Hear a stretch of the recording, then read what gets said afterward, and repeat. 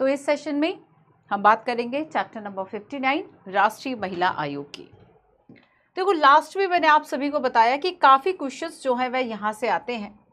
उसके पीछे रीज़न है कि अगर हम महिलाओं की बात करें तो आपको इनकी जो स्थिति है उसके बारे में सोसाइटी एंड सोशल जस्टिस दोनों में पढ़ना होता है। सोसाइटी, सोशल जस्टिस, ठीक है, सोसाइटी, सोशल जस्टिस दोनों में ही आप पढ़ते हैं महिलाओं के बारे में। लास्ट अगर आप बात करें तो ऐसे को लेकर एक बड़ा ही इम्पोर्टेंट टॉपिक माना जाता है कि महिलाओं की समस्याएं पूछ लें या इससे रिलेटेड और भी चीज़ें। ये आप सभी के लिए टेलीग्राम चैनल है, Telegram for class information and PDF @Manju PWUPSC वाला, या तो सर्च कर लो या स्कैन करके ज्वाइन कर लो, ठीक है। सो देखो इस चैप्टर में स्थापना, संरचना, कार्य, पारिवारिक महिला लोक अदालतें, इन सब की बात हमें करनी है। तो राष्ट्रीय महिला आयोग आखिर है क्या, क्यों हमें इसकी जरूरत पड़ी, ठीक है। अगर हम इस देश की आधी आबादी से बात करें, आधी आबादी से थोड़ी सी कम, कुछ परसेंटेज में, है ना, कि अगर हम लगभग आधी आबादी की बात करें तो ये कौन है, महिलाएं हैं, फीमेल्स हैं। और इन महिलाओं की सुरक्षा के लिए, इनकी शिकायतों के निपटारे के लिए एक आयोग की जो बात है वह की जाती है। सरकार ने कई ऐसी समितियां बनाई जिनसे ये पूछा गया कि क्या हमें आवश्यकता है कि हम कोई डेडिकेटेड फीमेल्स के लिए, कोई वुमेन्स के लिए कोई आयोग बनाएं। तब कई समितियों के द्वारा इस सिफारिश को सरकार को रिपोर्ट सौंपी गई और ये सिफारिश की गई कि इसके लिए पर्टिकुलर एक डेडिकेटेड जो आयोग है वह होना चाहिए। और बाद में नेशनल कमीशन फॉर वुमेन जो है वह अस्तित्व में आता है। ये आता है 1992 में, 1992 में ये अस्तित्व में आता है, ठीक है। सो अगर ये 1992 में एक एक्ट बनाकर इसको अस्तित्व में लाया गया तो इसकी प्रकृति कैसी हो गई, वैधानिक प्रकृति हो गई, सांविधिक प्रकृति हो गई, वैधानिक निकाय है। ऑब्वियस सी बात है कि अब महिलाओं के लिए है, राष्ट्रीय महिला आयोग है, तो महिलाओं की शिकायतें सुनना, संविधान में उनको सुरक्षा के क्या उपाय दिए हुए हैं उनको समझना, है ना, और बाकी चीज़ों की समीक्षा करना, उनका उपचार क्या हो सकता है, शिकायतों का निवारण, और महिलाओं को प्रभावित करने वाले और भी जो मुद्दे हैं उस पर सरकार को सलाह देना। अब जरा इस लास्ट वाली लाइन को ध्यान से देखो, क्या लिखा है कि महिलाओं को प्रभावित करने वाले जो मुद्दे हैं उस पर सरकार को सलाह देना, है ना। अब मैं आपको ये राष्ट्रीय महिला आयोग, नेशनल कमीशन फॉर वुमेन की वेबसाइट ही है। तो वेबसाइट ने, राष्ट्रीय महिला आयोग की जो वेबसाइट है उस पर आपको कई इन्फॉर्मेशंस मिल जाएंगे जो आपको ऐसे के लिए भी इम्पोर्टेंट है और आपको करंट अफेयर के लिए भी इम्पोर्टेंट है। देखो जैसे कि मैंने आपको 106वां संविधान संशोधन कई बार बताया, 106वां संविधान संशोधन, तो ये जो संविधान संशोधन है,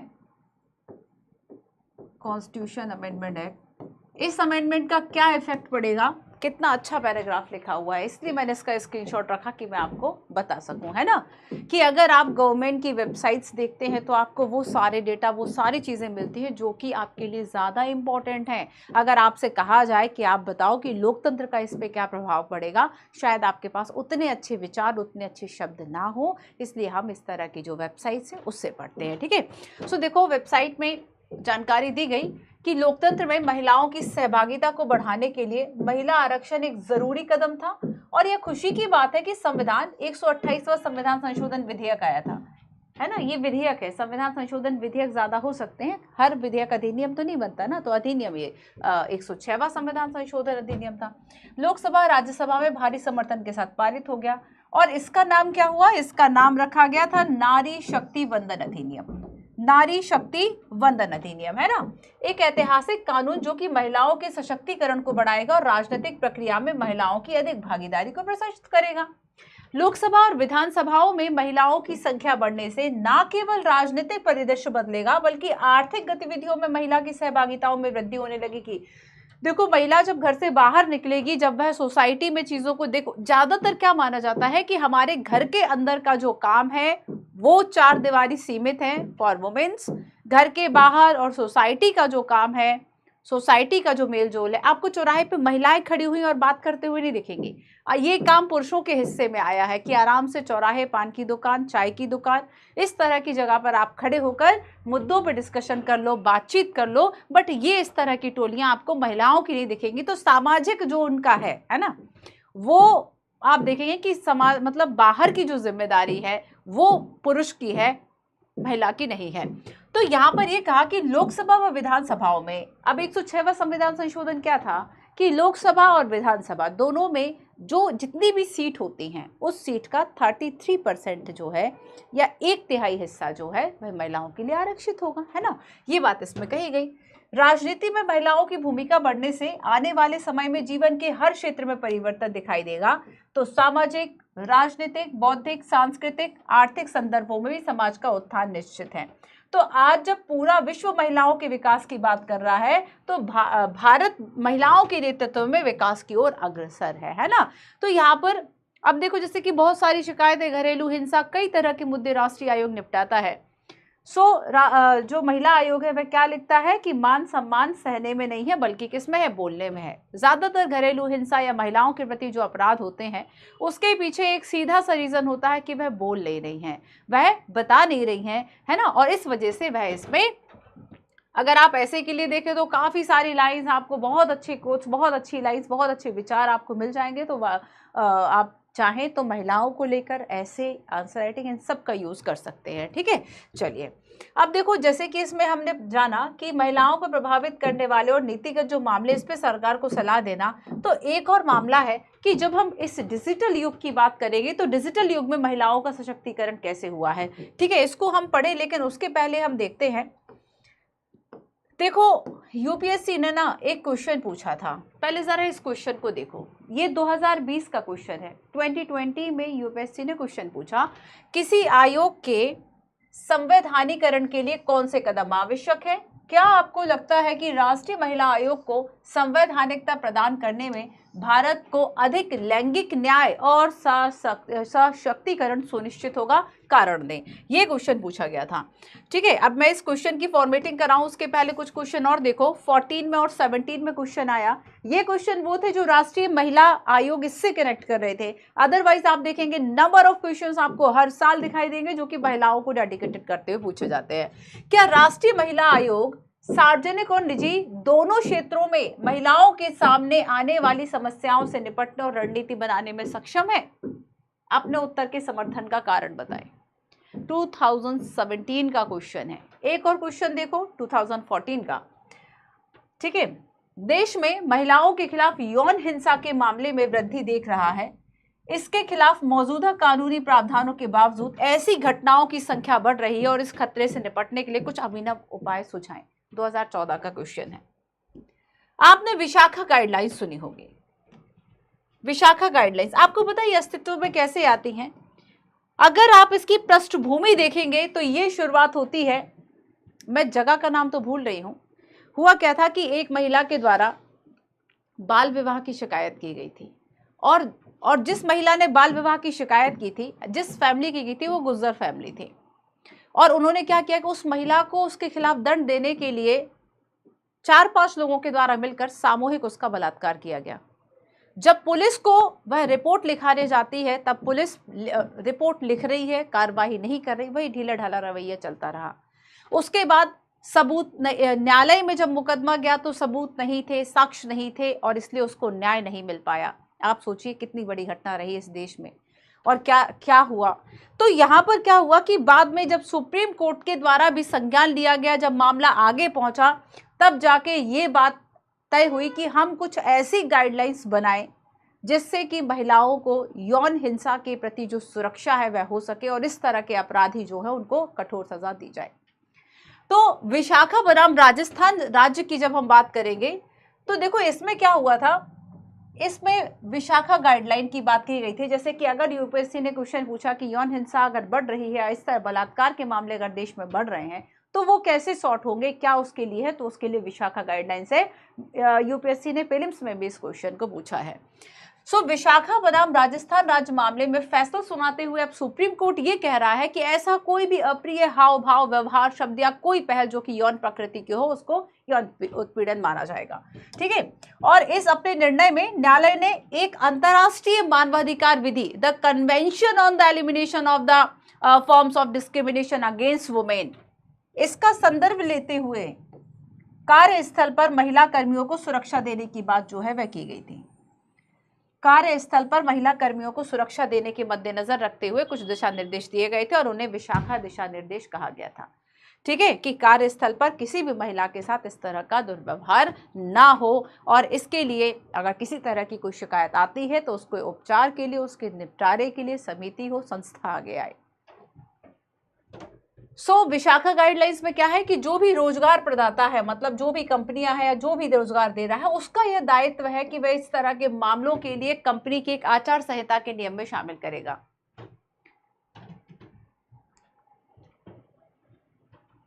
मैं पीडब्ल्यू की अगर बात करूं तो 2 या 3 मंथ में सभी एम्प्लॉयज़ के लिए ये मैंडेटरी हो जाता है कि वह पॉस्को ट्रेनिंग करें, है ना। पॉस्को ट्रेनिंग में ये बताया जाता है कि अगर आप इस तरह का व्यवहार महिला कर्मी के साथ कर रहे हैं तो उसको अपराध की श्रेणी में रखा जाएगा। जब हम वो ट्रेनिंग करके सर्टिफिकेट डाउनलोड कर लेते तब सैलरी कंपनी जो है तभी सैलरी देती है, वरना सैलरी रुक जाती है। वो मैंडेटरी है और आपको उन वीडियोज़ को देखना, आप स्किप भी नहीं कर सकते, उसमें ऑप्शन नहीं होता। तो क्या है कि जो भी ऐसी कंपनियाँ होती हैं जो कि रिस्पॉन्सिबल हैं, है ना, वो कंपनियां इस तरह की गाइडलाइंस को जारी करती हैं। संगठनों को अनिवार्य रूप से एक शिकायत समिति की स्थापना करनी होगी और इसका प्रमुख कोई महिला होना चाहिए। आपको सोचिए कि अगर पुरुष दुर्व्यवहार कर रहा है और पुरुष को ही अगर हम इस समिति का प्रमुख बनाएंगे, कितना न्याय मिल पाएगा। नियमों के उल्लंघनकर्ता के विरुद्ध अनुशासनात्मक कार्रवाई की जानी चाहिए और पीड़ितों के हितों की रक्षा की जानी चाहिए।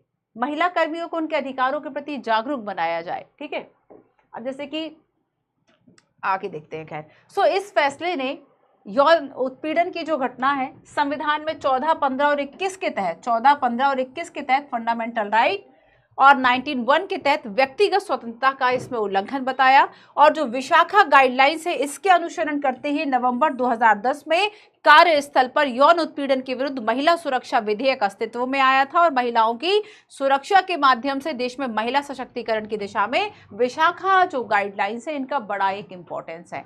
महिलाओं के खिलाफ होने वाले सबसे ज्यादा अगर आप भयानक अपराधों की बात करें, बलात्कार, रेप, है ना, और इस देश में घटनाएं बहुत ज्यादा बढ़ रही हैं। और अगर इन घटनाओं में, मैंने लास्ट भी शायद आपको बताया था कि अभी जो प्रॉब्लम आपको अपनी सोसाइटी में ज्यादा दिखेगी कि अब जो इस तरह का काम कर रहे हैं, इस तरह का जो अपराध कर रहे हैं, आपको कम उम्र के बच्चे मिल जाएंगे। अभी मैं एक न्यूज़ देख रही थी। अब जैसे आप सारी न्यूज़ देखो तो कुछ ऐसी न्यूज़ भी आती हैं जो आप नहीं देखना चाह रहे होते हैं। तो उसमें शायद 13 या 14 साल के बच्चे की बात कही गई थी कि 13 या 14 साल के बच्चे के साथ हुआ, नहीं, 13 या 14 साल के बच्चे ने किया 6 या 7 साल की लड़की के साथ। तो इस तरह के जो केसेस हैं आप देखने को मिल रहे हैं, चाहे आप सोशल मीडिया का दुष्प्रभाव कह लें, आप मोबाइल का दुष्प्रभाव कह लें, है ना, आप परिवार की परवरिश का दुष्प्रभाव कह लें। तो यहाँ पर आप देखोगे कि अब जो चीज़ें हो सकती है कि आप 18-20 साल में आपका दिमाग सोच पाए, आप 12-13 साल में अगर आप वो चीज़ें आपकी दिमाग में इस तरह की बातें आ रही हैं, इस तरह के अपराध आ रहे हैं, तब ऐसे में क्या किया जाए। तो सरकार ने भी कह दिया कि अब 18 साल के बाद ही कोई अपराध करे तभी उसको एज अपराधी सजा नहीं दी जाएगी। कुछ अगर गंभीर मामले होंगे तो 16 साल की एज को भी कंसीडर किया जाएगा और उसको एक रिस्क मानते हुए उसके साथ जो सजा है उसको दी जाएगी, जो आगे की प्रक्रिया है वह की जाएगी, है ना। तो विशाखा गाइडलाइंस और ये सारी चीजें आपको याद रखना है। इसके अलावा एक शी बॉक्स की बात आपने सुनी होगी। शी बॉक्स क्या है, यूपीएससी प्रीलिम्स में सीधा ऐसा पूछ लेता है कि हाल ही में शी बॉक्स चर्चा में रहे, इसका मतलब क्या है। शी बॉक्स का मतलब है सेक्सुअल हरासमेंट इलेक्ट्रॉनिक, है ना। और इसमें क्या किया जाता है, ये बेसिकली महिला और बाल विकास मंत्रालय के द्वारा। तो यहाँ पर कुछ क्वेश्चन, जो इन्फॉर्मेशन मैंने आपको दी है, आपको ये जो इन्फॉर्मेशन है वह कुछ इस तरीके से क्वेश्चन के रूप में आ सकती है। निम्न पर विचार कीजिए। 1, 2, 3 स्टेटमेंट है। फर्स्ट आपसे कहता है कि महिला और बाल विकास मंत्रालय ने कामकाजी महिलाओं के लिए sexual harassment electronic box launch किया है, जिसमें आप अपनी शिकायतें दर्ज करा सकते हैं। इस बॉक्स की मदद से कार्यस्थल पर यौन उत्पीड़न की शिकार महिला अपनी शिकायत सीधे सरकार से कर सकती है और पीड़ित की शिकायत आने के बाद महिला मंत्रालय इस मामले की जांच करेगा और ये सुनिश्चित करेगा कि महिला को न्याय मिले। तो यहाँ पर ये 3 स्टेटमेंट पूछते हैं, मान लीजिए। इसमें बहरहाल सारे जो स्टेटमेंट है वह सही है। शी बॉक्स, है ना, तो शी बॉक्स, विशाखा गाइडलाइंस, ये सारी चीजें इसमें।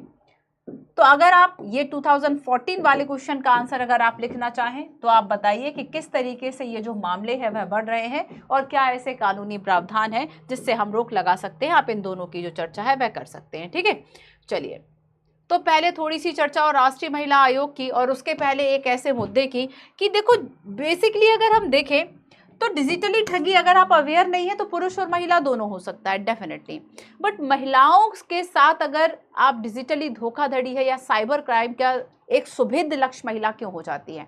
अब देखना, चूंकि अब देखो जो घर से बाहर नहीं निकला, मान लीजिए मैं एग्जाम्पल दूं एक ऐसी लड़की का कि जिसकी शादी हो जाती है 20 या 21 साल में, और उसके बाद वो घर की केवल 4 दीवारियों में रही 10 साल तक, 15 साल तक, 20 साल तक वह केवल घर में है, खाना बना रही है, खा रही है, बस वही काम कर रही है, कोई उसको अवेयरनेस नहीं है, इवन उसे मार्केट भी जाकर कुछ सामान लेने नहीं आता। तो ऐसे में आप सोचिए कि जब वो महिला बाजार में, जब वो महिला समाज में आएगी, बाहर आएगी, 10 लोगों से मिलेगी, आपको क्या लगता है कि वह उस वक्त बहुत सॉफ्ट टारगेट होगी, क्योंकि उसको दुनियादारी, बाकी चीज़ों, लोगों की जानकारी, अपराध और बाकी चीज़ों के लिए वह बिल्कुल अवेयर नहीं है, उसे वो सॉफ्ट टारगेट होगी। और साइबर क्राइम जैसी चीज़ है तो उसके साथ उसे बिल्कुल पल भर में आप बेवकूफ़ बना सकते हैं। और जिस महिला ने, हो सकता है कि अगर कोई वुमेन ऐसी है कि वह 17-18 साल से ही अपनी जो तैयारी है वह बाहर रह के कर रही है, उसने देश दुनिया को देखा समझा हुआ है, और ऐसे में वह रोज नई कठिनाइयों से जूझती जूझती वह सीख जाती है कि अगर मुझे ये सुनसान रास्ता है तो मुझे जाना नहीं है, या अंधेरा है तो मुझे जाना नहीं है, मुझे अकेले इस तरह से ट्रैवलिंग नहीं करनी, मुझे सेफ ट्रैवलिंग यहाँ से करनी है, वो अवेयर हो जाती है उन चीज़ों से लेकर, है ना। तो ऐसे में उसको, उसके साथ, और अगर वह सही मायनों में एजुकेटेड है, उसको पता है कि ये फ्रॉड कॉल है, उसको पता है ये इस तरह के जो साइबर क्राइम है वह फ्रॉड तरीके से होते हैं, वो अवेयर है, आप उसको कंपैरेटिवली बेवकूफ़ नहीं बना सकते।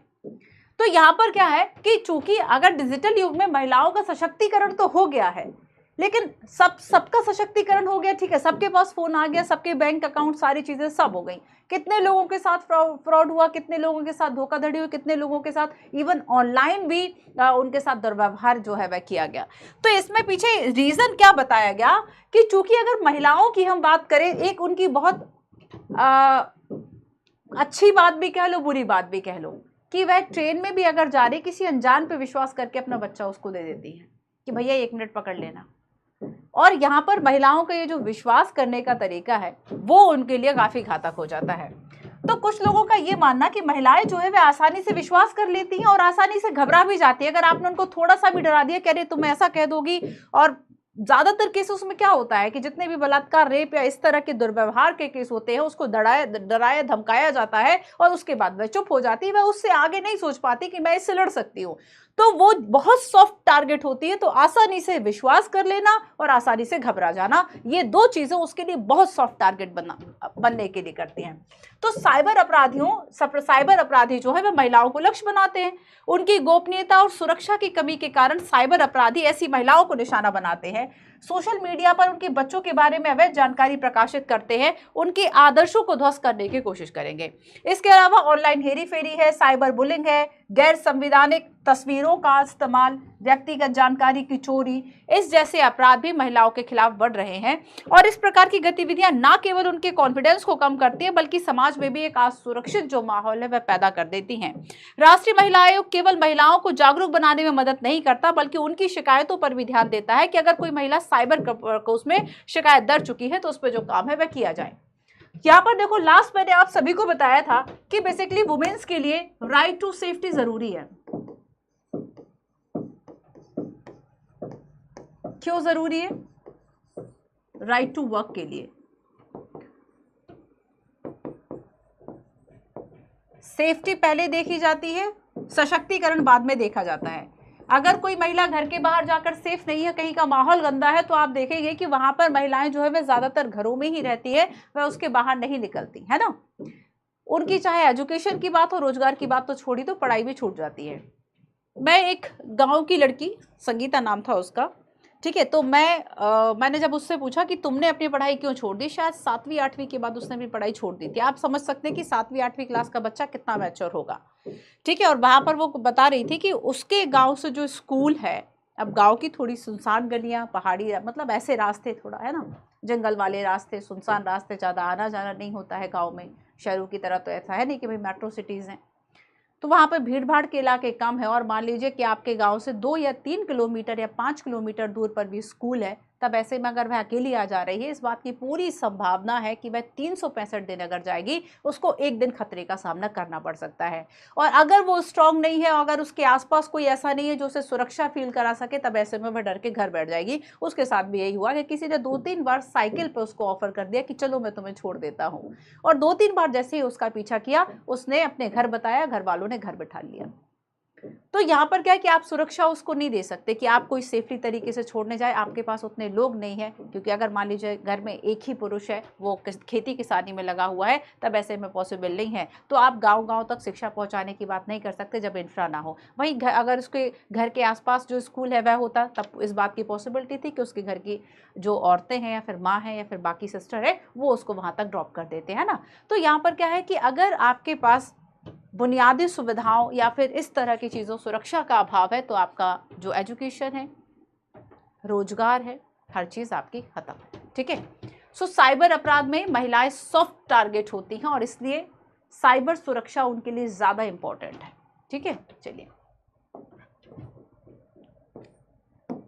तो अब देखो राष्ट्रीय महिला आयोग, पहले मैं स्थापना के बारे में कुछ पॉइंट्स आपको बता देती हूँ। शुरुआत में अगर हम देखें तो एक समिति की स्थापना जो है वह करी गई थी 1974 में, कि भारत में महिलाओं की स्थिति जो है उस पर 1974 में भारत सरकार के द्वारा एक समिति गठित की गई थी, और उसमें यह कहा गया था कि महिलाओं के सामाजिक आर्थिक विकास के लिए क्या जरूरी है उसको बताएं आप। ठीक है। तो 1974 में भारत सरकार, लिख लो, भारत सरकार द्वारा महिलाओं के सामाजिक आर्थिक विकास के लिए, महिलाओं के सामाजिक आर्थिक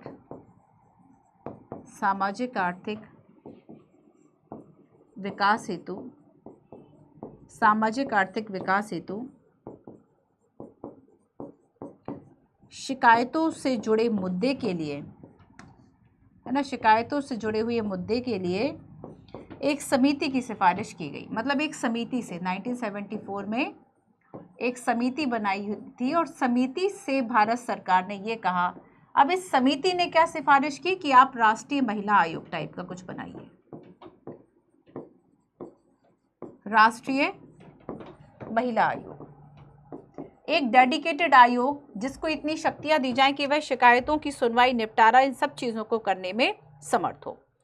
तो 1992 में राष्ट्रीय आयोग अधिनियम 1992 में स्थापना हुई, लेकिन जब हम एक्ट की बात करेंगे तो एक्ट 1990 के द्वारा इसकी जो स्थापना है वह की जाती है, और एक ये वैधानिक निकाय है, वैधानिक निकाय है। ठीक है। इसकी स्थापना 1992 में स्थापना इसकी की गई थी। आप यहाँ कंफ्यूज मत होना, एक्ट जो है वह 1990 का है। ठीक है। और ये कौन सा मंत्रालय आता है, राष्ट्रीय महिला आयोग किस मंत्रालय के अंतर्गत है, तो यहाँ पर आप मंत्रालय भी लिख लो कि बेसिकली ये जो मंत्रालय है, महिला एवं बाल विकास मंत्रालय, महिला एवं, जरूरी तो नहीं कि ये हमेशा से मंत्रालय ही रहा होगा, हो सकता है पहले कभी विभाग हो।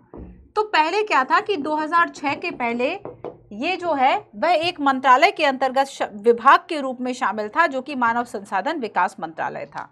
ठीक है। तो ये 2006 से अस्तित्व में आया, ये मंत्रालय 2006 से अस्तित्व में आया। इसके पहले मानव संसाधन विकास मंत्रालय के अंतर्गत ये एक विभाग के रूप में जो काम है वह करता था।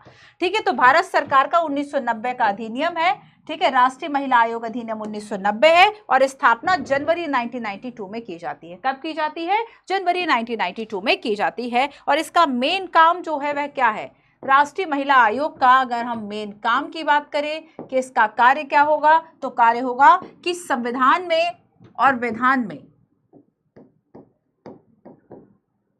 संविधान व विधान या वैधानिक, संविधान व वैधानिक जो सुरक्षा के उपबंध किए गए हैं महिलाओं के लिए, उसको लागू कराना, केंद्र व राज्य सरकार को सिफारिश करना, केंद्र व राज्य को सिफारिश करना कि महिलाओं के लिए, ठीक है, जो योजनाएं चलाई जा रही हैं, जो मूल्यांकन है उनका, वो कितना सफिशिएंट है, नहीं है।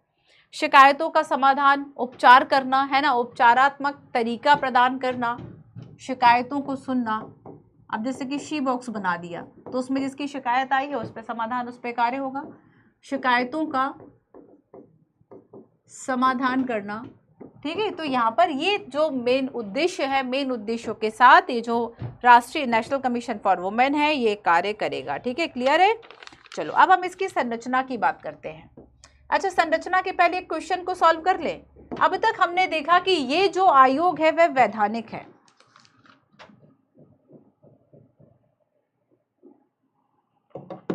गर्मी बहुत ज्यादा है,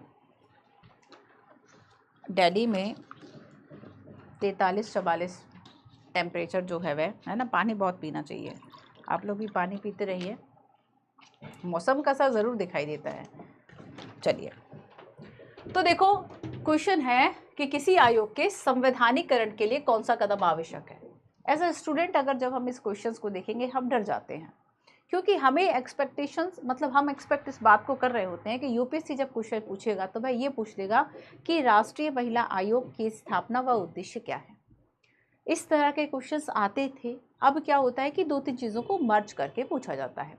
जैसे कि आपको पता है कि उसकी प्रकृति वैधानिक है, लेकिन अब इसमें संवैधानिकरण को पूछ लिया गया कि संवैधानिकरण जो प्रकृति है उसके क्या फायदे हैं, महिला सशक्तिकरण उससे कैसे होगा, लैंगिक न्याय उससे कैसे होगा। बातें आपको वही बतानी है, बस चीज़ें थोड़ी सी बदल जाती हैं। अब देखो कि आपको इस पे आंसर कैसे करना होगा। संवैधानिकरण के लिए कौन से कदम, तो सबसे पहले बता दो कि भाई जो संवैधानिकरण है, थोड़ा सा तो बता दो कि संवैधानिकरण के क्या फायदे हैं और संवैधानिकरण करना क्यों है। नेक्स्ट आप बता दो कि क्या आपको लगता है कि महिला आयोग को संवैधानिकता प्रदान करने से, तो यहाँ पर जो राष्ट्रीय महिला आयोग है, नेशनल कमीशन फॉर वुमेन है, ठीक है, क्या लाभ है। लाभ तो तब बताओगे ना जब वर्तमान में स्थिति बता पाओगे। तो स्थिति, लाभ व निष्कर्ष आपने लिख दिया, ठीक है। अब देखो कि संवैधानिकरण आपने बताया और संवैधानिकरण की प्रक्रिया को आपने बता दिया। आपने बताया कि संवैधानिकरण का मतलब है कि अब इस आयोग को संवैधानिकता प्रदान करने के बाद संविधान द्वारा मान्यता और संविधान की जो शक्तियां हैं वो सारी चीजें प्राप्त होंगी, ठीक है। संविधान द्वारा मान्यता प्राप्त जो है वह हो जाएगी और अब इसके पास जो शक्तियां हैं वह ज्यादा होंगी। शक्तियां कैसी होंगी, इसकी बढ़ जाएंगी।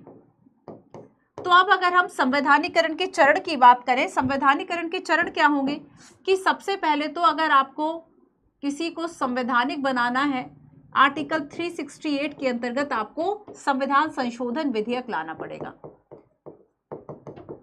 पढ़ चुके हम संविधान संशोधन, ध्यान रखना इस बात को, है ना। संविधान संशोधन विधेयक जो है ये प्रस्तुत करना होगा।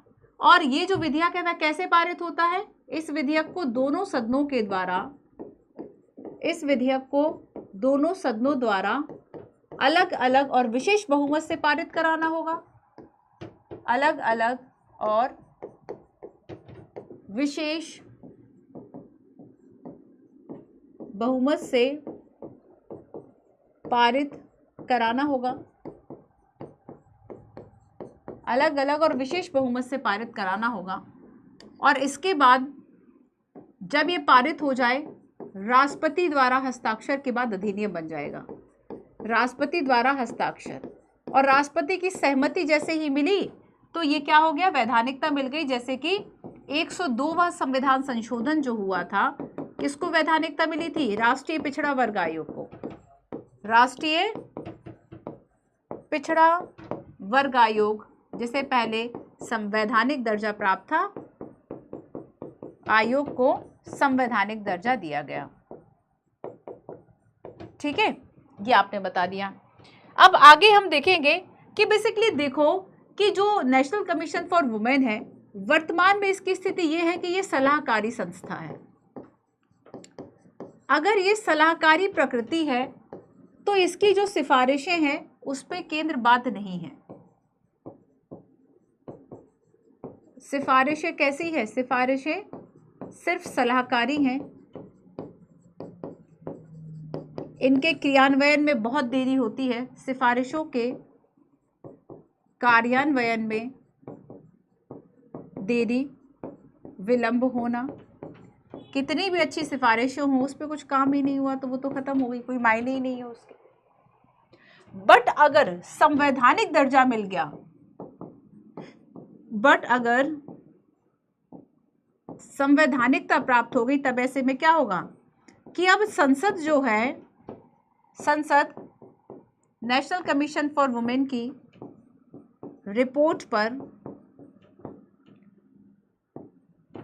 चर्चा करने के लिए बाध्य है, चर्चा करने हेतु क्या हो गया, बाध्य हो गया। और इसकी जो सिफारिशें हैं उन सबको सीरियस नोट में लिया जाएगा।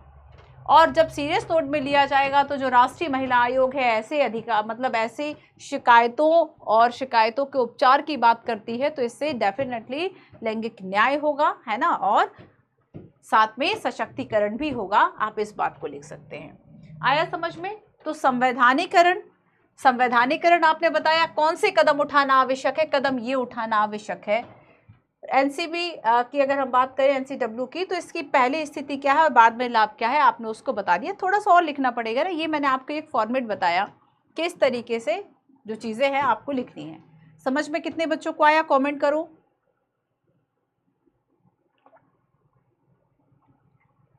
तो अगर आप, मैं लास्ट भी आपको बताया था कि अगर आपको किसी भी क्वेश्चन का आंसर लिखना है उसके पहले आपको कंटेंट आना चाहिए, फिर आप थोड़ा सा सोच पाओ, फॉर्मेट कर पाओ, और जब आप काफ़ी प्रैक्टिसेस कर लेते हैं तो उसके बाद चीज़ें आपको आ जाती हैं। ठीक है, चलिए। तो अब हमने राष्ट्रीय महिला आयोग की स्थापना की बात कर ली। अब थोड़ी सी बात इसकी संरचना पर हो जाए कि आखिर इसकी जो संरचना है वह क्या है।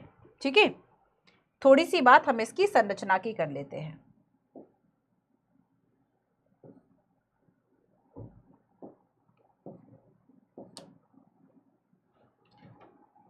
संरचना, स्ट्रक्चर। देखो, इसमें एक अध्यक्ष होगा, सरकार को जो योग्य लगे कि ये महिला, ठीक है, महिला राष्ट्रीय महिला आयोग के लिए फिटेड है, एक अध्यक्ष होगा।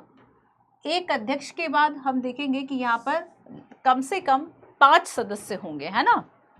एक अध्यक्ष होगा, 5 सदस्य होंगे और एक सदस्य सचिव होगा। एक अध्यक्ष होगा, 5 सदस्य होंगे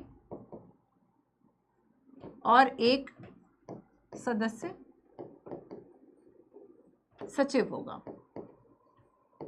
जो ये सचिव स्तर का है, ये जो सचिव होगा ये अखिल भारतीय सेवा या सिविल सर्वेंट रहा होगा। ठीक है, तो राष्ट्रीय महिला आयोग जो अधिनियम है 1990, वह ये कहता है कि केंद्रीय सरकार राष्ट्रीय महिला आयोग के नाम, अब देखो केंद्रीय सरकार की बात हो गई, इसका मतलब क्या है कि अगर हम ये कहें कि इनकी जो नियुक्ति है वह कौन कर रहा है, अध्यक्ष और सदस्यों की स्पेशली, यहाँ पर इनको नियुक्त कौन करेगा, तो केंद्र सरकार करेगी। यहाँ पे राष्ट्रपति का नाम नहीं आएगा, केंद्र सरकार। साथ में केंद्र सरकार ही इनकी वेतन भत्ते और सेवा शर्तें भी नियुक्त करेगी, मतलब तय करेगी। वेतन भत्ते, सेवा शर्तें, वेतन भत्ते, सेवा शर्तें, इसका भी निर्धारण केंद्र सरकार के द्वारा किया जाएगा। ठीक है, एक अध्यक्ष, 5 सदस्य और एक सदस्य सचिव होगा। अच्छा देखो कि ये बेसिकली अध्यक्ष, जो कि ऐसा अध्यक्ष बनाया जाएगा जो कि महिलाओं के हितों के लिए समर्पित हो, उसे अध्यक्ष बनाया जाएगा। अब सदस्यों के लिए आपको याद रखना है कि बेसिकली 5 सदस्य होंगे, बट ये जो 5 सदस्य उनकी योग्यता क्या है, तो उनकी योग्यता ज़रा लंबी लिस्ट है। उनकी योग्यताओं की जो लिस्ट है वह लंबी है कि विधि या विधान से संबंधित, व्यवसाय, संघ, आंदोलन, महिलाओं के नियोजन, संभाव्यता की वृद्धि के लिए समर्पित उद्योग, संगठन के प्रबंध, स्वैच्छिक महिला संगठन के अंतर्गत महिला कार्यकर्ता, ये सब इससे जुड़े होंगे, है ना। प्रशासन, आर्थिक विकास, स्वास्थ्य, शिक्षा, सामाजिक कल्याण का इनको अनुभव हो। एक ध्यान देने योग्य बात इसमें है कि इन 5 सदस्यों में से एक SC ST का सदस्य होना अनिवार्य है।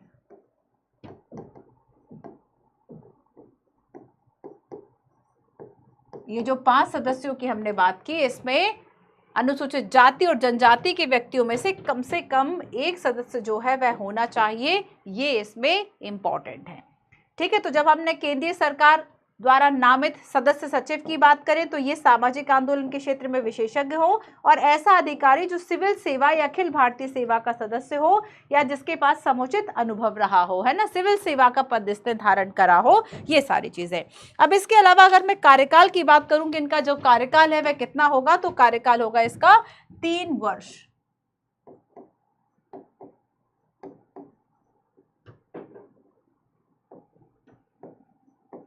कार्यकाल 3 वर्ष होगा।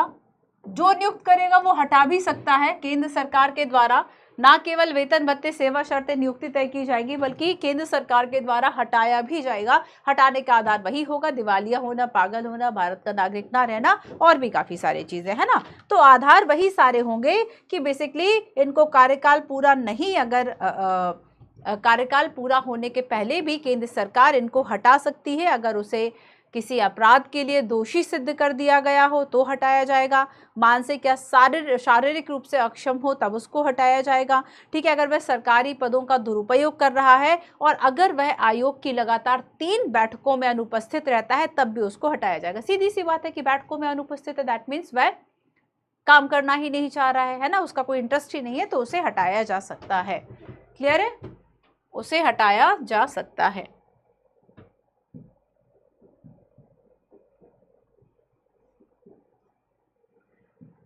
चलो, तो संरचना की बात तो हो गई। अब जरा इस क्वेश्चन को देखो।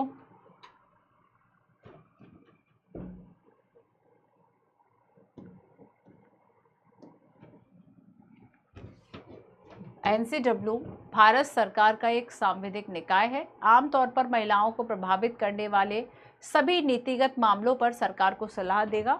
इसका गठन 1992 में भारतीय संविधान के प्रावधानों के तहत किया गया, जैसा कि राष्ट्रीय महिला आयोग अधिनियम 1990 में परिभाषित है। एनसीडब्ल्यू का उद्देश्य भारत में महिलाओं के अधिकारों का प्रतिनिधित्व करना और उनसे जुड़े मुद्दों और चिंताओं के लिए अभिव्यक्ति प्रदान करना है। यस, ये सारे काम होंगे। इस तरीके से सारे स्टेटमेंट सही है। आप राष्ट्रीय महिला आयोग के कार्य या स्वतः संज्ञान वाले काम देखेंगे तो उसमें जैसे कहीं अपराध हो रहा है, कोई 17 वर्षीय लड़की है, कोई 12-13 वर्षीय अगर बच्चे हैं, उनके साथ किसी तरह का दुर्व्यवहार हुआ है, उन सभी के लिए, या फिर कहीं किसी को खरीदा बेचा गया है तो ऐसे लोगों के लिए उनकी शिकायतों का, है ना, इस तरह के अपराधों से उनको बचाना, उनको फिर वापस से उनके पुनर्बहाली के लिए उनके फिर से रहने की और सारे प्रबंधन करना, ये सारी चीज़ें उसमें शामिल है। तो राष्ट्रीय महिला आयोग संज्ञान लेकर इस तरह के जो काम है वह करता रहता है। ठीक है, तो ये सारे इसके काम हो गए। अब देखो कि बेसिकली कौन कौन से जो मुद्दे हैं वह इसमें वे शिकायतें जहां महिला अधिकारों के हनन का कोई मामला शामिल नहीं है। लेकिन अगर हम यहाँ पर देखेंगे कि ऐसी कई शिकायतें हैं, ज़्यादातर शिकायतें क्या पंजीकृत होती हैं, शीर्ष शिकायतों की अगर हम बात करें, सबसे ज़्यादा किन की शिकायतें लिखी जाती हैं या किन मुद्दों की शिकायतें आती हैं सर्वाधिक, इसमें भी लिस्ट दी हुई है कि लगभग जब हम 23 ऐसी कार्यचालन की बात की गई है कि अगर मौखिक या लिखित रूप से इस तरह की शिकायतें मिलती हैं तब जाके राष्ट्रीय महिला आयोग जो काम है वह कर सकता है। ठीक है, तो महिलाओं के साथ हिंसा, एसिड प्रहार, बलात्कार का प्रयास, बलात्कार, यौन उत्पीड़न, लिंग चयनात्मक गर्भपात, है ना, यौन उत्पीड़न जिसमें कार्यस्थल पर यौन उत्पीड़न शामिल हो, महिला अधिकारों के लिए अपमानजनक सती प्रथा, देवदासी प्रथा, डायन के शिकार जैसी परंपरा प्रथाएं, स्त्री आश्रित निरूपण, दहेज उत्पीड़न, ठीक है, दहेज मृत्यु, महिलाओं का वह देह व्यापार, वैश्यावृत्ति, ठीक है, पीछा करना, महिलाओं का साइबर क्राइम, द्विविवाह, बहुविवाह, विवाह के लिए वर्णाधिकार, गरिमा के साथ रहने का अधिकार, महिला पुरुष भेदभाव, तलाक के मामले में बच्चों की अभिरक्षा, महिलाओं के लिए निःशुल्क कानूनी सहायता, महिलाओं की निजता और इससे संबंधित अधिकार, महिलाओं के विरुद्ध पुलिस की उदासीनता और महिलाओं के वर्णन स्वास्थ्य अधिकार। तो ये सारे ऐसे मुद्दे हैं जो कि इसमें शामिल होते हैं और अगर इस तरह के मुद्दे में आयोग को शिकायतें मिलती हैं तो इनके खिलाफ जो काम है वह कानूनी कार्रवाई करता है। कि अगर मान लो पुलिस उदासीन है किसी मुद्दे को लेकर, है ना, जैसे मान लो यहाँ पर इसकी बात की गई है कि महिलाओं ने कोई केस जो है वह दर्ज कराया कि उनके विरुद्ध अपराध हुआ पर पुलिस उदासीन है, वह कुछ नहीं कर रही, ज़्यादातर मामलों में यही होता है और इसलिए ही घरेलू हिंसा के जो केसेस है वह कम रजिस्टर्ड किए जाते हैं। एक तो पारिवारिक केसेस में, पारिवारिक मामलों में चूंकि उनको आपराधिक दृष्टि से कम देखा जाता है, इसलिए उसमें सुलह और ये सारी चीज़ों का प्रयास किया जाता है। पुलिस उसमें चीज़ों को क्राइम जल्दी नहीं मानती है ना, और इसलिए वह थोड़ा सा पीछे भी रहती है। और कंपैरेटिवली भी आप देखेंगे कि पुलिस व्यवस्था, पुलिस प्रशासन, सारी चीज़ें जो है वे कितनी सक्रिय हैं। तो यहाँ पर क्या है कि अगर मान लीजिए कोई महिला शिकायत करती भी है और उसका किसी तरह से पुलिस उदासीन है, कोई कार्रवाई नहीं कर रही, तब इस तरीके से पुलिस अधिकारियों के पास इस तरह के जो मुकदमे हैं और जो नोटिस है वो सारी चीज़ें राष्ट्रीय महिला आयोग भेजेगा, इंश्योर करेगा इस बात को कि जो शिकायत है उस पर कार्रवाई करी जाए। ठीक है, अगर पारिवारिक विवाद है, कोशिश की जाती है यहाँ पर महिला आयोग के द्वारा भी कि पारिवारिक विवाद अगर है तो इन सभी के लिए एक परामर्श के द्वारा, शुरुआत में परामर्श के द्वारा, मध्यस्थता के द्वारा इन मामलों को सुलझाया जाए। इसके अलावा वह कार्यवाही को तेजी से करने के लिए राज्य स्तर पर जो आंकड़े हैं, डेटा है, वह ले सकता है। साथ ही अगर किसी तरह का मामला यौन उत्पीड़न का है तो त्वरित कार्यवाही के लिए, अगर देर से न्याय मिला उसको भी अन्याय माना जाता है, तो त्वरित न्याय के लिए, त्वरित सहायता के लिए जो काम है वह राष्ट्रीय महिला आयोग कर रहा है। ठीक है, और गंभीर अपराधों के लिए एक जांच समिति बनाता है। तो ये सारे जो काम है वह करेगा। अब इसके अलावा कुछ और कार्य भी हैं जो मैं आपको बता देती हूँ। ठीक है, ये तो वो शिकायतें जो ज़्यादा दर्ज की जाती हैं। यहाँ पर मैं कुछ कार्यों की बात बताती हूँ कि आखिर राष्ट्रीय महिला आयोग जो है ना, उसके कार्य बेसिकली क्या क्या हैं।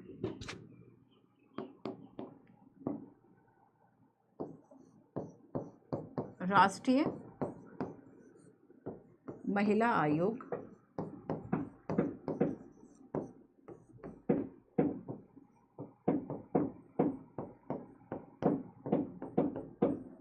कार्य,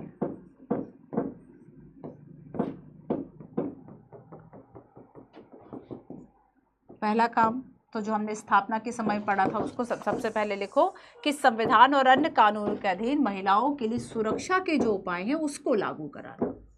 संविधान व अन्य कानूनों के अधीन,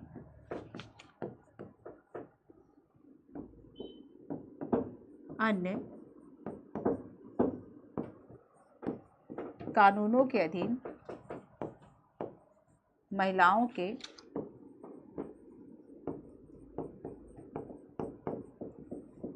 हेतु सुरक्षा के उपाय करना, महिलाओं हेतु सुरक्षा उपाय करना। ठीक है, सुरक्षा उपाय करना ये इसमें शामिल है। इसके अलावा यह सरकार को, केंद्र व राज्य सरकार को महिलाओं की सुरक्षा से संबंधित जो रिपोर्ट है वह सौंपती है। केंद्र व राज्य सरकार को, केंद्र व राज्य सरकार को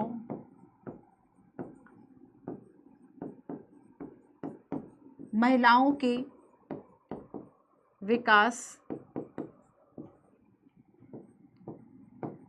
हेतु रिपोर्ट सौंपने का काम, या केंद्र सरकार कोई भी ऐसा काम जो राष्ट्रीय महिला आयोग को वह सौंपता है वह करना होता है। ठीक है, महिलाओं की दशा सुधारने के लिए प्रभावी क्रियान्वयन हो उसके लिए उपचारात्मक कार्य करना,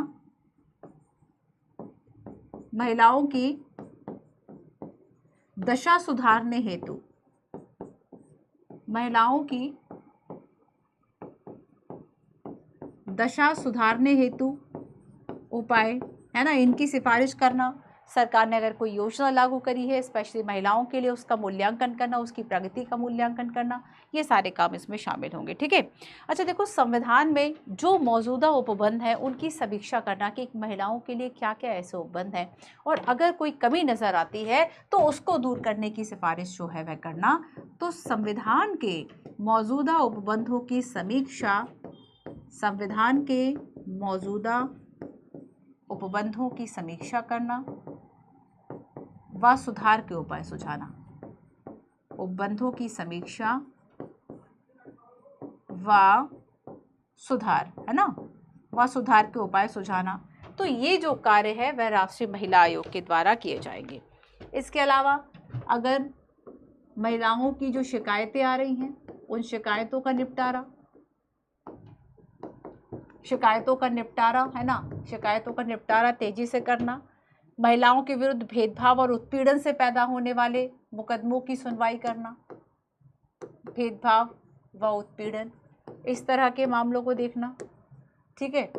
महिलाओं को जैसे कि हमने यहाँ पे विकास की बात कर ली कि उनकी जो प्रगति है उसका मूल्यांकन करना, प्रगति का मूल्यांकन करना, और ऐसा कोई मामला जो कि बहुत ज़्यादा ज़रूरी है उसके लिए वित्त उपलब्ध कराना। किस मामले के लिए? कि मान लो ये जो मुकदमा है या फिर इस तरह के मामले में पैसा लग रहा है, तो उसके लिए जो राष्ट्रीय महिला आयोग है वह वित्त उपलब्ध कराएगा, क्योंकि ये इससे होने वाला, इस मुकदमे से होने वाला जो असर है वह कई महिलाओं पर पड़ेगा, वह देश की सभी महिलाओं पर पड़ेगा, और इसलिए क्या करना, इम्पॉर्टेंट कामों के लिए वित्त उपलब्ध कराएगा, इम्पॉर्टेंट केसेस के लिए वित्त उपलब्ध कराएगा। तो ये सारे जो काम है वह इसके होंगे, राष्ट्रीय महिला आयोग के होंगे।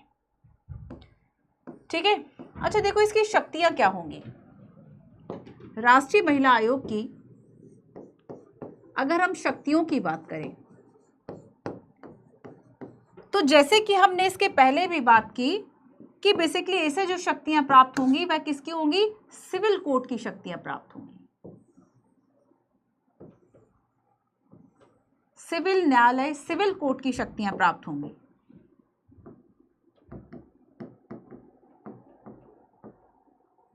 सिविल कोर्ट की शक्तियां प्राप्त होंगी और यह शिकायतों की सुनवाई, जैसे कि मान लो कोई शिकायत जाती है किसी महिला की, तो उनमें साक्ष्यों को, दस्तावेजों को मांगना, राज्य या केंद्र से किसी तरह की रिपोर्ट, किसी तरह का डेटा, कोई दस्तावेज मांगना, गवाहों से मतलब गवाही लेना, साक्ष्य, ये सारे काम जो है वह कर सकता है।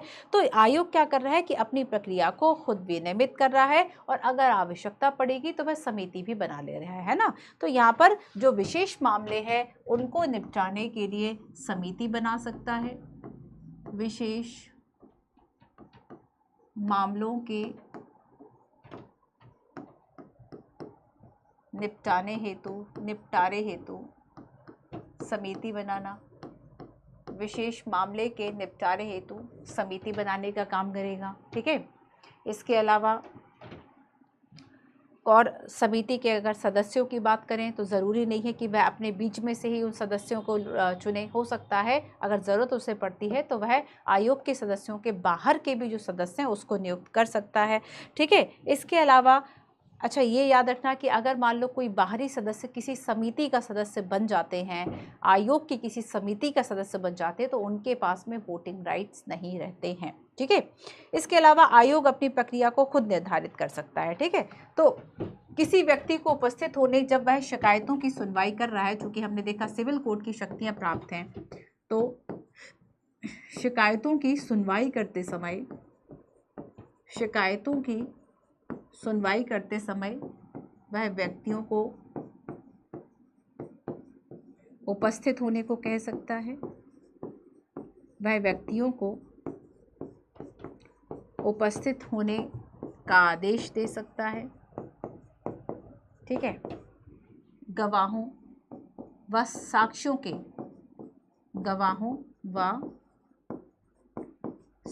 के प्रकटीकरण की बात वह कर सकता है। ठीक है। इसके अलावा इसके पास यह भी पावर है कि ये रूल्स बना सकता है ना, कार्यवाही को चलाने के लिए, जो भी कार्यवाही है उसको चलाने के लिए अपने जो नियम है वह बना सकता है। ये सारे काम इसके होंगे। ठीक है। तो इसके पास देखो, अगर मान लो किसी हमें गवाहों व साक्ष्यों के प्रकटीकरण की बात इसमें की गई कि अगर मान लो कोर्ट से भी कुछ इन्फॉर्मेशन चाहिए या किसी अन्य जगह की कोई इन्फॉर्मेशन चाहिए, तो वहाँ से भी ये अभिलेख को अपने पास मंगाने की ताकत रखता है। तो जितने भी अभी तक हमने इस तरह के नॉन कॉन्स्टिट्यूशनल बॉडीज़ की बात की या स्टैट्यूटरी बॉडी की बात की, हमने देखा कि अगर उन्हें ज़्यादातर मामलों में सिविल कोर्ट की शक्तियाँ प्राप्त है, तो लगभग ये शक्तियाँ सभी को एक जैसी प्राप्त है ना, इसमें कहीं कोई कम ज़्यादा चीज़ें नहीं हैं। क्लियर है। तो हमने कार्य की बात कर ली, संरचना की बात कर ली, शक्तियाँ हो गई। अब एक और टॉपिक आपका बचा है, वो और हम समझ लेते हैं, पारिवारिक महिला लोक अदालत। ये क्या है पारिवारिक महिला लोक अदालत? देखो, जैसे कि हम देखते हैं कि कुछ परिवार से संबंधित मामले होते हैं, जैसे कि हम विवाह और तलाक की बात करें, तो परिवार से संबंधित इस तरह के मामलों के लिए ये जो न्यायालय हैं, ये जो अदालत है, इनकी स्थापना की गई है ना। तो राष्ट्रीय महिला आयोग ने कानूनी सेवा प्राधिकरण अधिनियम 1987 के तहत मामलों के निवारण और त्वरित निपटान के लिए क्या किया कि जो पारिवारिक महिला लोक अदालत है यानी PMLA, इंग्लिश भी इसका यही है कि बस आप पारिवारिक लिख लो, महिला लिख लो, लोक और अदालत लिख लो, है ना। तो पारिवारिक महिला लोक अदालत की, बस जैसे जब हमने लोक अदालत की बात की थी कि कामों को तुरंत तरीके से, मुद्दों को तुरंत त्वरित निपटाने के लिए हमने लोक अदालत की चर्चा इसके पहले हम कर चुके हैं जब हमने न्यायपालिका की बात की थी। तो यहाँ पर क्या है कि महिलाओं से जुड़े हुए जो मुद्दे हैं बेसिकली उनके त्वरित निपटान के लिए पारिवारिक महिला लोक अदालत की बात की गई, और इसकी जो जड़ें हैं वह पारंपरिक न्याय पंचायतों में है। इसकी आवश्यक विशेषता क्या है कि एक सौहार्दपूर्ण आपसी समझौता हो जाता है, काम में लचीलापन है। अगर आप न्यायालय में इसी बात को रखेंगे, आयोग में इसी बात को रखेंगे तो उसके लिए एक औपचारिक प्रक्रिया होगी, लेकिन जब आप लोक अदालत में किसी मुद्दे को निपटा लेते हैं तब वहां की जो प्रक्रिया है आपसी समझौते और एक लचीलापन होता है। जिला कानूनी सहायता सलाहकार बोर्ड, कार्यकर्ता, अधिवक्ता और अन्य लोगों के सहयोग से गैर सरकारी संगठन आयोग की वित्तीय सहायता से पारिवारिक महिला लोक अदालतों का जो आयोजन है वह करता है। तो कौन कौन आयोजन करेगा? जो सलाहकार बोर्ड है, कानूनी सहायता सलाहकार बोर्ड है, वह आयोजन कर सकती है। अधिवक्ता और अन्य लोगों के सहयोग से कोई NGO इसका आयोजन कर सकता है। और अब तक लगभग 133 जो पारिवारिक महिला लोक अदालतों का आयोजन किया जाता है, जिनमें लगभग 7,500 से ज्यादा के मुद्दे उठाए जा चुके हैं। और 2002 से 2003 में 3 इस तरह के पारिवारिक महिला लोक अदालतों की जो बात है वह की गई थी। अब एक करंट अफेयर का टॉपिक देख लो। देखो ये PIB की न्यूज है करंट अफेयर से रिलेटेड। घरेलू हिंसा, संपत्ति का अधिकार, वित्त सत्तात्मक व्यवस्था का मुकाबला करने जैसे मुद्दों के लिए एक वैकल्पिक समाधान तंत्र के रूप में ग्रामीण स्तर पर केवल महिलाओं के लिए अदालतें आई। ग्रामीण स्तर पर, और इनको कहा गया नारी अदालतें। क्या कहा गया इनको? नारी अदालतें।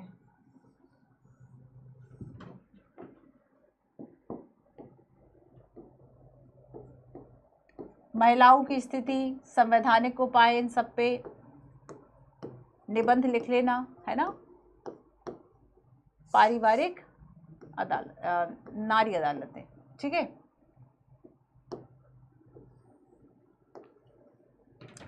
तो ये कहां पर होंगी? तो ग्रामीण स्तर पर होंगी। 7 से 9 इसमें सदस्य शामिल होंगे जिसे न्याय सखियां या कानूनी मित्र कहा जाएगा। आधे सदस्य ग्राम पंचायत के निर्वाचित होंगे, जबकि अन्य आधे सामाजिक प्रतिष्ठा वाली महिलाएं होंगी, शिक्षक है, डॉक्टर है, सामाजिक कार्यकर्ता है, ग्रामीणों द्वारा आयोजित। नारी अदालत के प्रमुख, जिसे मुख्य न्याय सखी के रूप में जाना जाता है, न्यायिक सखियों में से चुना जाएगा। आमतौर पर 6 महीने के लिए सेवाएं देंगे। यद्यपि नारी अदालत कोई कानूनी दर्जा नहीं है, लेकिन प्राथमिक ध्यान सुलह, शिकायत निवारण, अधिकारों की हकदारियों के बारे में जागरूकता। तो मेन हम देखें कि ऐसा कोई कानूनी दर्जा तो इनको प्राप्त है नहीं, तो ये काम अपना किस तरीके से करते हैं कि लोग, लड़कियों को, औरतों को ये अवेयर करने का काम करेंगे, उनको जागरूक करने का काम करेंगे, उन्हें उनके अधिकारों को बताने का काम करेंगी, है ना। और इनका जो पहला फोकस है वह किसके लिए है? मध्यस्थता के लिए है। इनका शिकायत निवारण और पहला ध्यान किसके लिए? सुलह के लिए, कि अगर पारिवारिक मामले हैं तो उनका सुलह जो है हो जाए। हमारे समाज में, भारतीय समाज के 16 संस्कारों में विवाह अब भी ऐसा एक संस्कार है जिसका इंपॉर्टेंस सबसे ज्यादा है ना। शादी का इंपॉर्टेंस सबसे ज्यादा है बाकी सारे संस्कारों में से। बहुत सारे संस्कार हैं।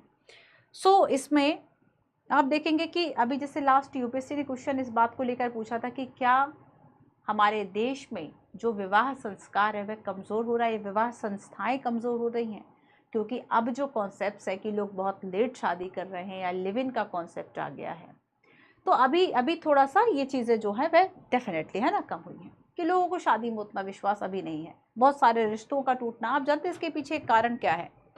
कंपैरेटिवली अगर पहले रिश्ते कम टूटते थे और अब रिश्ते ज़्यादा टूट रहे हैं, उसके पीछे का रीज़न होता है कि अब का जो समाज है, जैसे कि अगर आप अपनी मम्मी वाली जनरेशन को देखेंगे, है ना, तो वहाँ पर आपको अपनी माँ वाली जनरेशन में एक सहने वाला भाव आप में ज़्यादा दिखाई देगा, कि आपके अंदर भी कई बार विद्रोह हो गया हो कि यार इतनी हिंसा होती है हमारे घर में, मम्मी को कब का छोड़ देना चाहिए था पापा को, लेकिन वो फिर भी बर्दाश्त करते आती है। उसके पीछे कई रीज़न भी होते हैं। सबसे पहला रीज़न तो ये होता है कि वो अगर वापस जाएँ तो कहाँ जाएँ, उनके पास वापस जाने के लिए कोई जगह नहीं होता, पहला कारण। और सबसे इंपॉर्टेंट कारण तो ये कि उनको सशक्त नहीं बनाया गया। अगर सशक्त बना, घर के बाहर निकलना आता, खुद से रोजगार कम करना आता, अपना पेट भरना आता, बच्चों को पालना आता, तो शायद वो उस आदमी के साथ कभी नहीं रहती। तो हमारे समाज में पूरी कोशिश इस बात की जाती है कि चाहे पुलिस व्यवस्था हो, चाहे यह आयोग हो, या इस तरह की नारी अदालत, तो पहला काम वो सुलह पे करती है, क्योंकि विवाह का अब भी सबसे ज्यादा इंपॉर्टेंस है, विवाह संस्था का सबसे ज्यादा इंपॉर्टेंस है कि वह क्या कर रही है, वह सुलह कराने पे फोकस सबसे ज्यादा कर रही है ना। नारी अदालत योजना मिशन की बात करें तो इसके अंतर्गत एक उपयोजना का हिस्सा है ना, मिशन शक्ति के अंतर्गत। तो इसका उद्देश्य महिलाओं की सुरक्षा और सशक्तिकरण को मजबूत करना। और किसने शुरू किया? तो महिला बाल विकास मंत्रालय। तो मंत्रालय कौन सा है ये भी थोड़ा सा याद रखना, ठीक है। तो रोजगार का ना होना और ये ना होना, है ना। लेकिन आजकल आप देखेंगे कि अब कंपैरेटिवली थोड़ा जागरूकता भी ज़्यादा हो गई, साक्षरता भी ज़्यादा हो गई। तो अब लोगों को वो जो हिंसा है ना, उसमें प्यार नहीं दिखाई देता कि नहीं, अगर आपको पति से मार खानी है और वही आपके जीवन की, वही आपके रिश्ते की शर्त है, वो मना कर देती है कि नहीं, इससे अच्छा हम अकेले रह लेंगे। तो अब कह सकते हैं कि वो सहन शक्ति कम हो गई, मार खाने की सहन शक्ति कम हो गई। घरेलू हिंसा आज भी आप देखेंगे एक ऐसा अपराध जो कि आपको चारों तरफ देखने को मिल जाएगा, अपने घरों में भी देखने को मिल जाएगा। बहुत कम ऐसे घर आपको मिलेंगे जहाँ पर लोग शांति से रहना जानते हैं, ठीक है, बहुत कम। और यहाँ पर जब इस तरह से एक तरफा हिंसा होती है और ये घरों के टूटने का एक मुख्य कारण होता है, तो पहले जो सहनशीलता थी वो इस कारण नहीं थी कि वो बर्दाश्त करना चाह रही थी, इस कारण वो सहनशीलता थी। मतलब हमारा समाज, आप चूंकि ये मैं आपको केवल महिला आयोग नहीं बता रही हूँ, मैं सोसाइटी सोशल जस्टिस के टॉपिक को कवर करते हुए बता रही हूँ, इसलिए मैं ये बातें आपको सोसाइटी से रिलेटेड बता रही हूँ, ठीक है।